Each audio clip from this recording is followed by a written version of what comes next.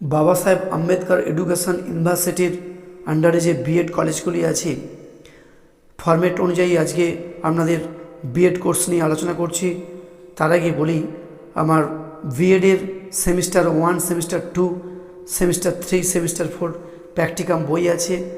সেই প্র্যাকটিকাম বইগুলি আপনারা অবশ্যই কলেজটির থেকে পেয়ে যাবেন। তার সঙ্গে বলি, আপনারা অনেকেই ভিডিওর পিডিএফ নিতে চান, তাদের ক্ষেত্রে বলি, এই ভিডিওটির পিডিএফ ফাইল ডেসক্রিপশান বক্সে দেওয়া রয়েছে।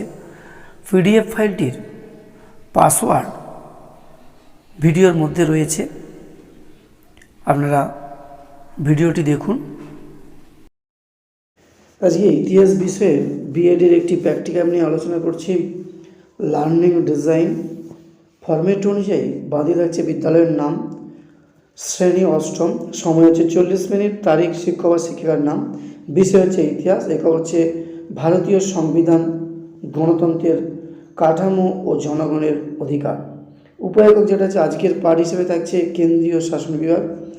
শিক্ষণের লক্ষ্য বা উদ্দেশ্য কী থাকছে স্মরণ করে না শিক্ষার্থীরা কত খ্রিস্টাব্দে পশ্চিমবঙ্গের রাজ্য আইনসভার ক্ষেত্রে বিধানসভা পরিষদকে বিলুপ্ত করার সিদ্ধান্ত হয়েছিল তা বলতে পারবে। অনুধাবন করার শিক্ষার্থীরা রাষ্ট্রপতির আইন সংক্রান্ত ক্ষমতার ব্যাখ্যা করতে পারবে। প্রয়োগ করার শিক্ষার্থীরা ভারতীয় কেন্দ্রীয় আইনসভা কেন গঠিত হয়েছিল তার কারণ নির্ণয় করতে পারবে। বিশ্লেষণ করা শিক্ষার্থীরা মুখ্যমন্ত্রীর ক্ষমতা ও কার্যাবলীর বিশ্লেষণ করতে পারবে। মূল্যায়ন করা শিক্ষার্থীরা রাজ্যপালের ক্ষমতা যুক্তি দিয়ে মূল্যায়ন করতে পারবে। সৃজন করা শিক্ষার্থীরা কেন্দ্রীয় শাসন বিভাগের একটি মজবুত সংগঠনের ভিত্তিগুলি গঠন করতে পারবে। তারপর যাচ্ছে পাঠের প্রেক্ষিতে শিক্ষার্থী বিশ্লেষণ। এখানে কয়েকটি প্রশ্ন থাকবে, যেমন রাষ্ট্রপতি কে বা প্রধানমন্ত্রীর ক্ষমতা কী কী। তারপর যাচ্ছে শিখন সহায়ক উপকরণের প্রস্তুতি ও নির্বাচন। সাধারণ উপকরণ হিসেবে থাকছে চক, ডাস্টার, বোর্ড, বই। বিশেষ উপকরণ থাকছে কিছু গুরুত্বপূর্ণ তথ্য চার্ট। শিখন কৌশল হিসেবে থাকছে বাঁদিকে আছে শিখন ক্ষেত্র, ডান দিকে আছে প্রাসঙ্গিক কৌশল।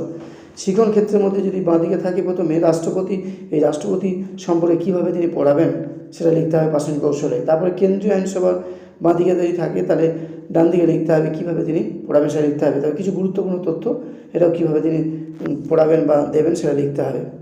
তারপর থাকছে মূল্যায়নের নকশা থাকছে, কাজের পাতা যেটাকে বলছি, যেমন থাকছে রাষ্ট্রপতির কার্যকাল কত বছর, এইভাবে মূল্যায়নের নকশা থাকছে। তারপর থাকছে দুর্বলতা নির্ণয়। যদি মূল্যায়ন করার পর দেখা যায় যে তাদের দুর্বলতা কিছু রয়ে গেছে তাহলে কিন্তু তাদের সংশোধনী পাঠের প্রয়োজন থাকে। শেষে বলি, এই পাঠটি শেষে বলি, আপনাদের শিক্ষক বা শিক্ষামাস্টার যখন প্র্যাকটিকামটি করাবেন অবশ্যই তেনার ফরম্যাট অনুযায়ী আপনারা কাজটি করবেন। আমার প্র্যাকটিকামটি আপনাদের সহযোগিতা হিসেবে কাজ করবে। আজকে এই পর্যন্তই রাখলাম।